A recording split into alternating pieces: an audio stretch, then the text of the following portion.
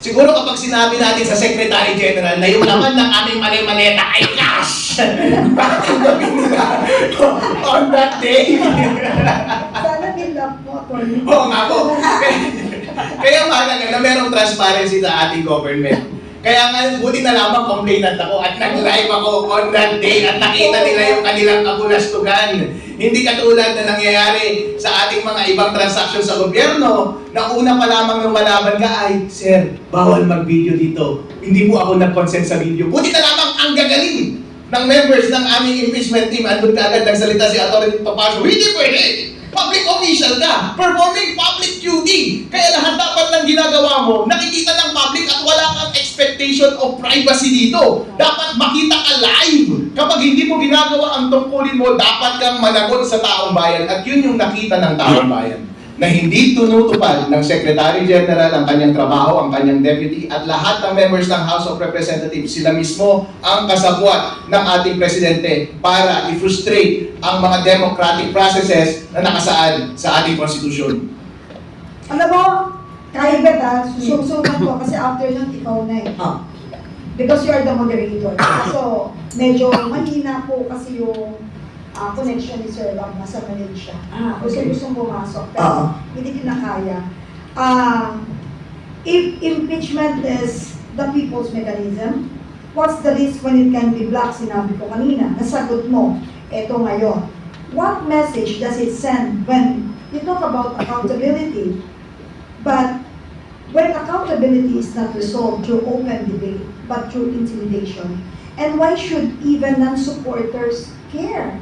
Dun sa mali. Then, so the question isn't why didn't we fight? The question is why does the system make fighting costly for those who want accountability? Because we have a devil for a president! A tyrant! Kapag hindi niya sinasagot o sinusunod ang damdamin ng taong bayan, isa lang ang ibig sabihin niyan. Inuuna niya ang kanyang sarili, pinoprotektahan niya ang kanyang sarili to the detriment of the public. Kanya mismong tinatalikuran ang kanyang obligasyon sa konstitusyon. Kapag hindi niya na pinagbibigyan na umandar maayos ang mga democratic mechanisms ng ating konstitusyon, panahon na mas lalo siyang matanggal sa kanyang pwesto dahil hindi niya na sinusunod ang mandato ng taong bayan. Ito, mas dangerous ito para sa kanya. Bakit? Kapag sinusunod natin yung intra-constitutional process of impeachment para siya ay managot, at yun pa ay hinakwart niya, ini-style niya, pinuprostrate niya, ano na lamang alternative ang iniiwan niya para sa taong bayan? Pinipilit mo pa ang buong Pilipinas na magrevolusyon laban sa iyo? Yun ba ang sinasuggest mo, sir? Huwag niyo kaming i-push! Mga kababayan, huwag po tayong lumitaw. Dahil nasaktan po ako. Pare-pareho tayo. Hey. Pero gamitin po natin ang sakit na yan para hindi tayo huminto. Huwag po nating bitawan ang ating laban dahil pinamumunuan po tayo ng mga demonyo sa ating lipunan.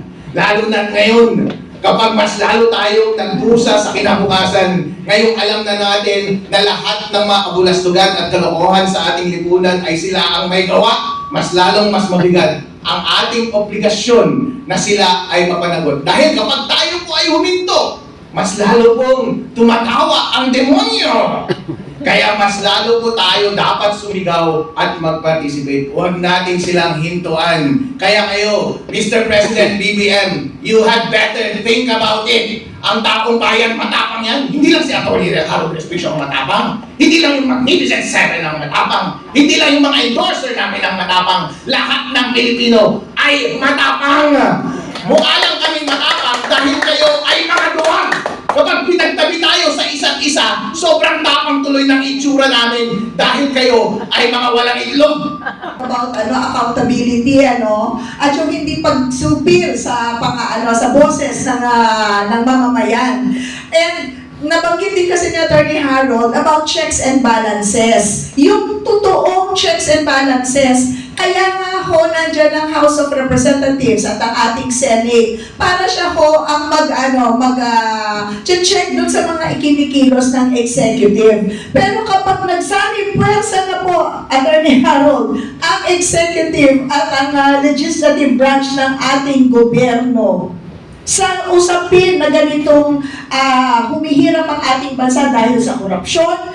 Ano ho ang inyong saloobin pagdating dito sa issue ng checks and balances na dapat lalo pang ang pinaiigting dahil na nakalagay yan sa ating saligang batas? Mga kababayan, payag ba kayo sa ganitong arrangement?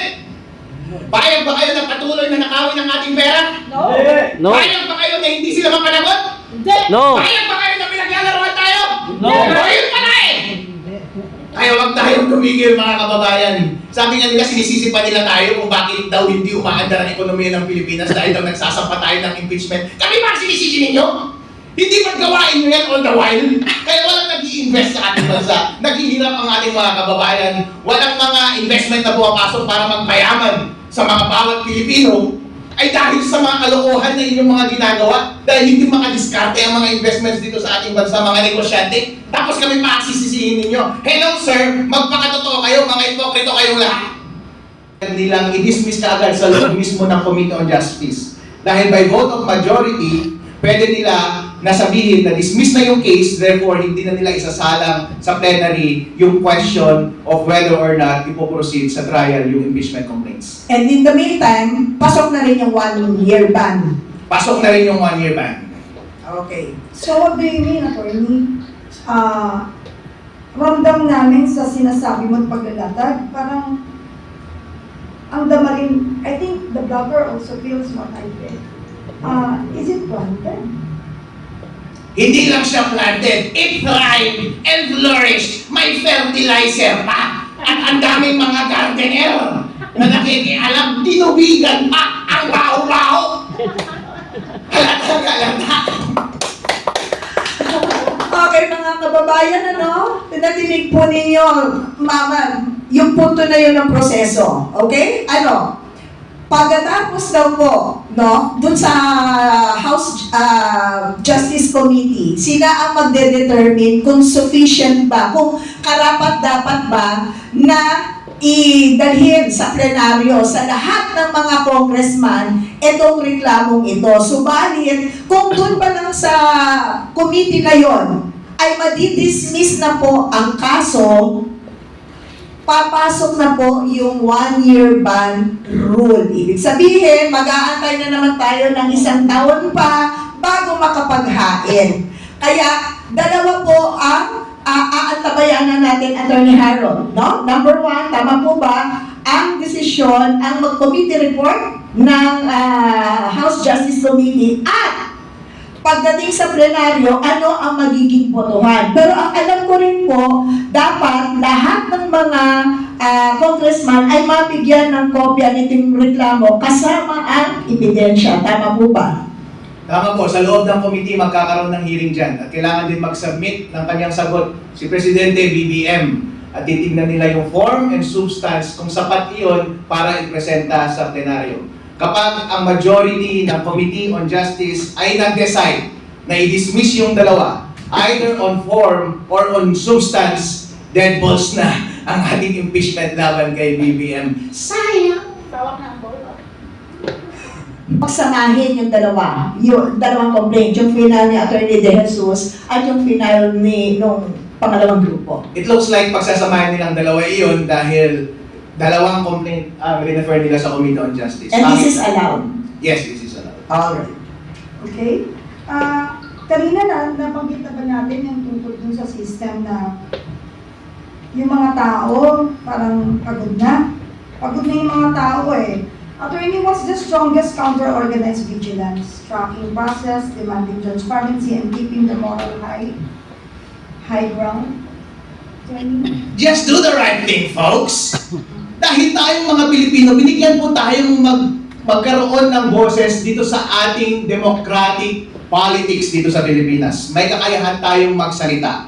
Once nagsimula tayong tumahimik, patuloy pa rin silang magnanakaw ng pera ng taong bayan. Yun na nga ang ginagawa nila ngayon. Patuloy na pagnanakaw, ngayong na-discover na sila, patuloy na pagtatakip. At ang tanging paraan lamang para sila ay mapahinto ay para tayo ay magsalita at ma-avail natin ang lahat ng accountability procedures sa ating Constitution. At yun din mismo ang ginagawa nila para hindi magpatuloy ang ating mga advocacies. Pinapatahimik nila tayo. Pero wag po kayong pumayag dahil yan lamang ang tanging bagay na natitira sa atin at ang ating buhay. Once huminto po tayo, wala na pong laban. Kaya ngayon po, hanggang ngayon, hindi ako tumitigil. Hanggang hindi mapanagot si BBM. BBM, huwag kang mag-alala hanggang 2020, pag-aaway tayong dalawa.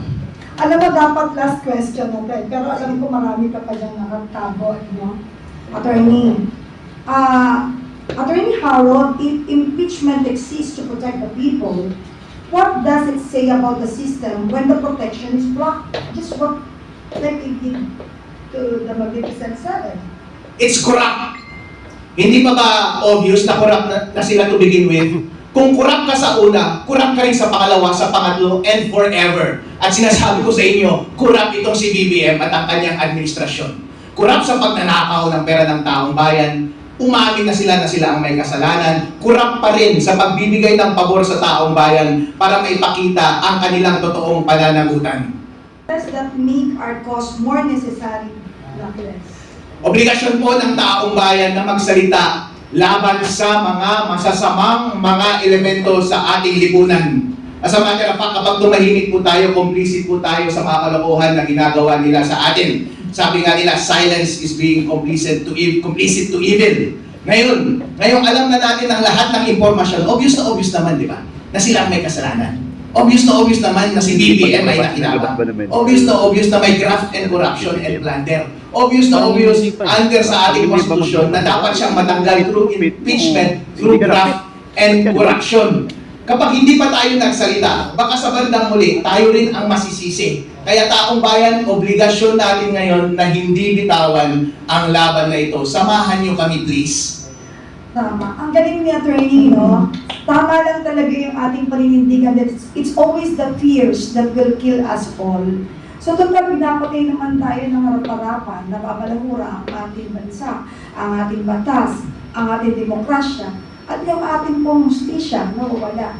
Bakit hindi na lang natin suportahan yung mga naninindigan at walang takot talaga ng isang salita para ipaglaban at maitayo muli ang dignidad ng ating bansa. At alam mo, si Attorney Respicio is very young, a young lawyer, a fighter. So, isa lang naman ang hiling natin eh. Ipakita natin ang suporta sa kanya para mas lalong manindigan siya. Kasi yung iba, sobrang talino, pero pipi, nakatahi yung bibig. Anong saysay ng iyong talino kung wala ka namang binubuga? Diba? Kung pagpapalamad lamang lagi ang ating talagang sadya para tayo ay maging sikat at malakas sa kung sino man, sana po isipin natin na tayo ay nakaupo dahil tayo ay pinagkatiwalaan ng taong bayan. Naging opisyal po tayo ng gobyerno dahil meron tayong pinanindigan at ipinangako sa taong bayan. And that's the reason ibinigay nila ang biyaya na boto para ikaw ay makaupo. Pero ano po yung ginagawa natin ngayon? Kaawa-awa naman ang ating bayan. Huwag tayong magpabaya na ito yung pamigay na lamang. Pati po yung ating, anong tawag sa kalayaan? Yung ating kalayaan, mawawala na. Ang ating batas, binibed na parang lakad na hindi matibay.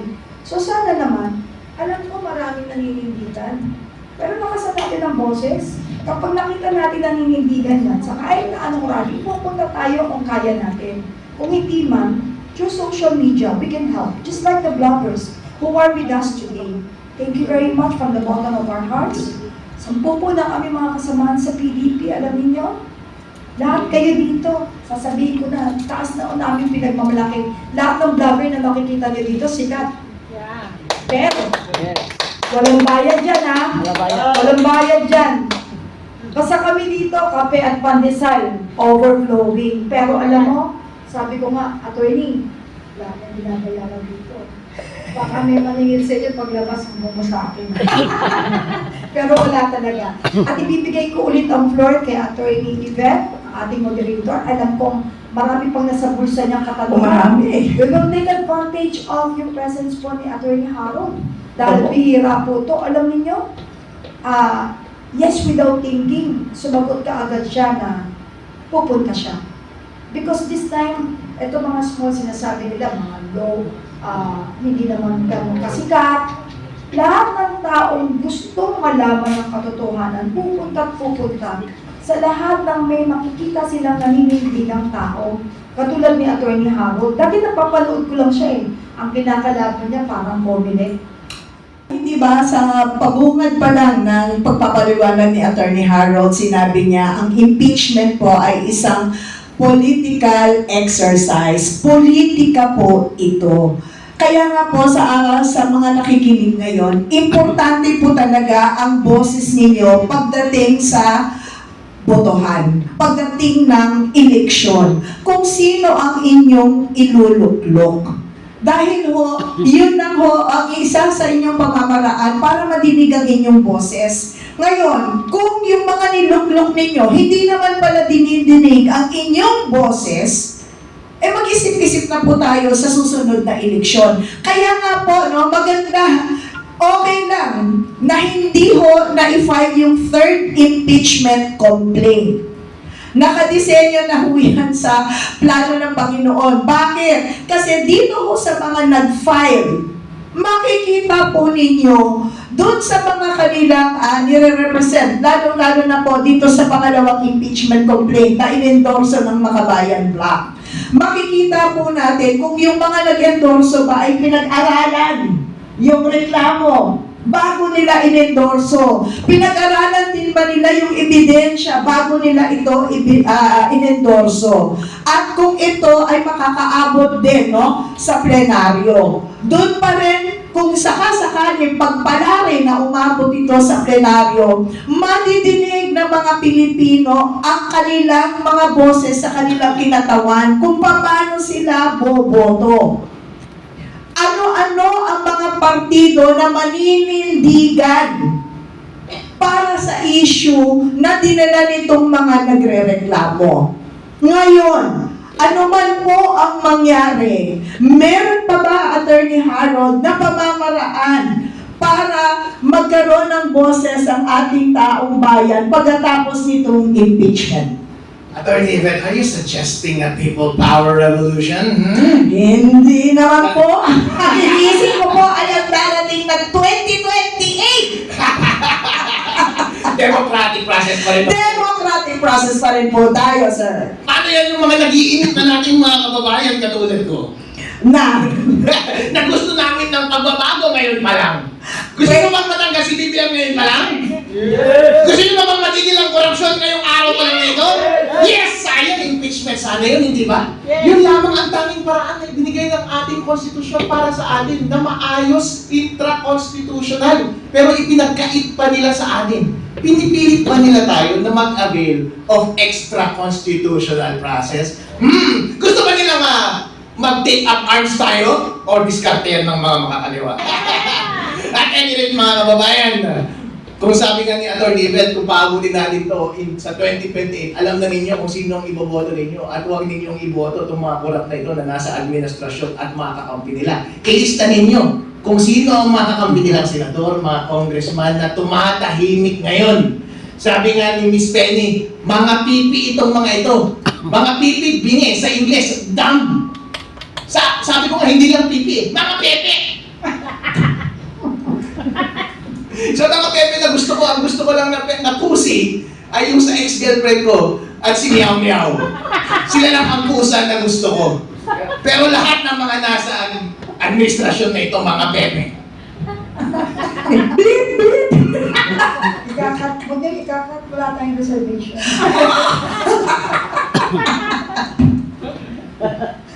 Anyway, so, yan sana malinaw po, no, na maraming proseso po na pinagkaloob sa atin ng ating saligang batas para ho mapanagot natin ng ating mga opisyales at para rin ho magkaroon ng tamang proseso. Hindi lamang po sa pamamagitan ng impeachment, kung hindi sa pamamagitan ng ating boto tuwing eleksyon, no? Sana po maging maliwanag po at mas maging mapagmasid tayo kung ano ho ang ating mga karapatan na nakapaloob sa batas. Po, ang sinig po ba, pwede po mag-stand? Kasi hindi nila tinanggap regarding sa impeachment. Then, ang tanong din nila regarding din sa mga nangyayari sa bansa. ano po ang stand ng judiciary? Kasi buong Pilipinas po ang apektado dito, hindi lang naman tayo lang nandito. So ano po ang stand ng judiciary po? At ang Senate po, ano magiging stand nila sa hindi pagtanggap ng sustainable impeachment complaint sa Congress? Which is halata naman na gumawa sila ng hindi tama, labag sa batas. So ang Senate po ba, pwede ba mag-stand para pakinggan din ang tunay na impeachment ng taong bayan? Thank you so much po, Ilo.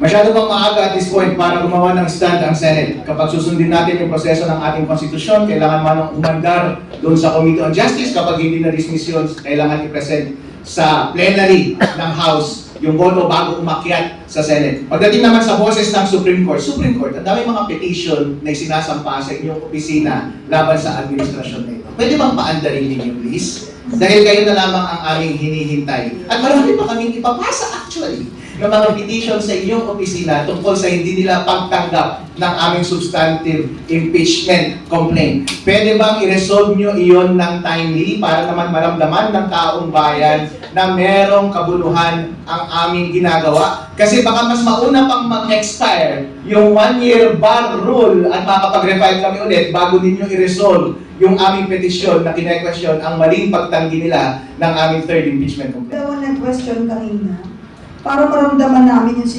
sinceridad ninyo na talaga nakikibaka rin kayo, like Attorney Respicio. Pwede po ba magpakilala muna kayo?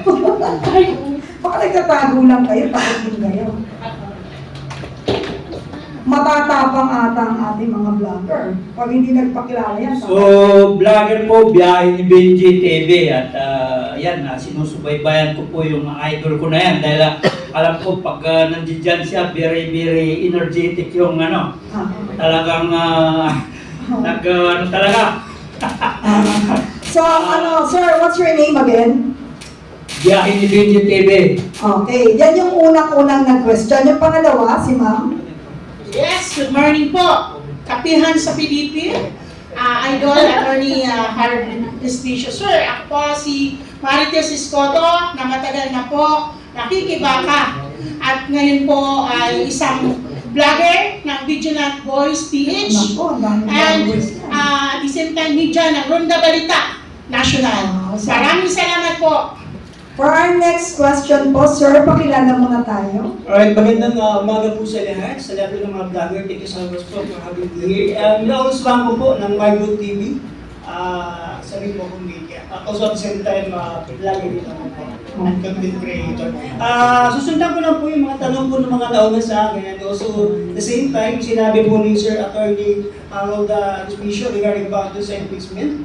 Tapos nga po ay wala na po ba pag-asa yung pangatlo? Na kung saan nga po, Sir, Attorney, marami po sa atin yung mga kababayan, especially na po sa mga nasarilayan. No? Karamihan po sa kanila ay hindi po talaga nila nauunawaan kung ano po ba talaga ang ibig niyo pong sabihin. No? Doon sa inyo pong sinabi po kanina, regarding about doon sa impeachment po ninyo, na hindi na po ito matutuloy. Ito po ba, Sir, ay wala na po pag-asa, lalo na po sa mga kababayan natin nasa remote area, no, na kung saan po ngayon yung mga cellphone na rin. Nais ko naman po, sir, makuha alam po yung pinaka-detail na paraan or paano ba yung next move po ninyo, and also at the same time, ano po ba ang dapat po natin gawin, lalo na po yung mga nasa mga sarilayan. Maraming salamat po sa lahat po, sir. Thank you. Rally. Nung bata pa ako, meron akong crush. Binigyan ko siya ng bulaklak. Pero hindi niya tinanggap yung bulaklak ko. Sa tingin niyo on the next day, bibigyan ko ba siya ng bulaklak o hindi na? Eh di mapapahiyarin ako, hindi ba? Ganon din po ang nangyari dito. Ang aming impeachment team ay all-star. Nanggaling yan sa lahat ng political forum. Hindi lang iisang kulay yan. Inassemble namin yung mga pinakamagaling na abogado, may pangalan na politiko, at meron ng track record. Andyan si Mike Defensor, instrumental sa era of impeachment nun. Andyan si Atty. Topacio, #1 lawyer sa Philippines. Andyan sila Atty. Manny Luna, successful impeachment sa COMELEC Commissioner Bautista noon. Kaya napakaganda at may dignidad itong mga tao na ito. Ganon din yung mga endorser namin. May paninindigan. Kompleto kami. Mali-maleta ang aming ebidensya at papeles nung Thursday. Handa kaming lahat. Pero kaso nga lang, nung nag-offer kami ng filing noong Thursday at tinanggihan kami at hindi tinanggap ang aming bulaklak, Sa tingin mo, ganado pa kami bumalik doon at mag-file ulit ng pangalawang bulaklak? Hindi na po. Ganon din po, kailangan natin intindihin ang ating mga kasama. Dahil hindi po basta-basta itong laban na ito. Lahat po kami matatapang, pero hindi ibig sabihin walang nawawala sa amin. Lahat kami may kaso na.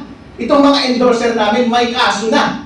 Hinaharas na sila, pwede na silang patayin. Ngayon, kung nakikita nila na ngayong unang laban pa lang ay ang hirap manalo, tinanggihan ka. At pagdating sa Committee on Justice ay mukhang madidismiss rin lang. At lalong madidismiss din doon sa plenary kung nagkataong pumunta doon. Kailangan natin silang protektahan, mga kababayan. Kaya kailangan natin silang intindihin at kailangan pa rin natin silang pasalamatan. Dahil sila lamang ang naging matapang na magpresenta ng substantive impeachment complaint laban kay Presidente Bongbong Marcos. Kaya nagpapasalamat ako kay Mike Defansor, Attorney Ferdy Topacio at sa aming mga endorser. Ayaw ko na lamang kayong pangalanan dahil alam natin na pinoprotektahan namin kayo dahil ihaharas kayo ng administrasyon na ito. Pero salamat sa kape, salamat sa opisina, salamat sa kopya, at maraming salamat sa inyong presensya noong Thursday, noong araw na yun. Huwag po kayong malungkot, mga kababayan, dahil marami pong sunod-sunod na kaso na lalabas laban sa administrasyon na ito at laban sa mga tumanggi ng aming maayos na filing noong Thursday. Hanggang sa huli po, kapag hindi po tayo susuko, mapapanood pa rin natin ang ulo ng korupsyon na ito na si BBM. Kaya hanggang ngayon, ganadong-ganado pa rin ako na magpakita at magpatuloy sa ating laban. Dahil hanggat kakampi natin ang taong bayan, hindi naman natin may tatanggi, di ba? Ano ba ang gusto ng buong Pilipinas? Na mawala na si BBM. At ramdam ko rin ang gusto ng ating mga constituents. Galing ako sa probinsya. Ilocano ako. Mga may itim tayong lahat. Hindi natin pwedeng itanggihan. Ramdam natin ang gusto ng taong bayan. Gusto nila na mapatigil ng korupsyon sa ating bansa at mapanabot ang ulo ng korupsyon na si BBM. Kaya dapat lamang na ipagpatuloy natin ang laban at parati tayong sumang-ayon at sumama sa damdamin ng bawat Pilipino hanggang makamit natin ang totoong kalayaan dito sa ating bansa.